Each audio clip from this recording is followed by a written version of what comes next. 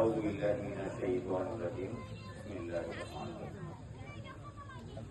ঐতিহ্যবাহী বাগা ইউনিয়নের ৬ নম্বর word BNP কর্তৃক আয়োজিত আজকের এই নির্বাচনী সভার সম্মানিত সভাপতি, উপস্থিত আছেন সুদূর লন্ডন থেকে আগত আমাদের এলাকার সন্তান জনাব মুজিব ভাই, মামা,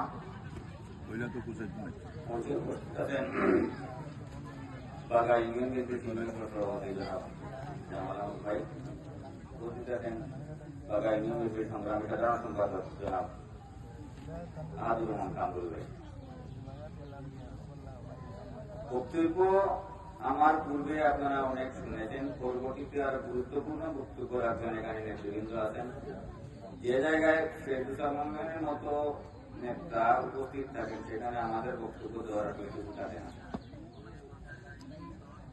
তো আমার সঞ্চালক সহযোদ্ধা বন্ধু সুলেমান আহমদ যেহেতু আমাকে আহ্বান করেছেন, সেজন্য আমার বক্তব্য সংক্ষেপে আমি শেষ করার চেষ্টা করব।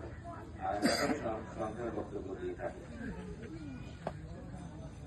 এবার নির্বাচনটা আসলে একটা খুব চ্যালেঞ্জিং, এটা আমরা সবাই জানি। আর এটি বক্তব্য বারবার দিতেও বিরক্ত, শুনতেও বিরক্ত।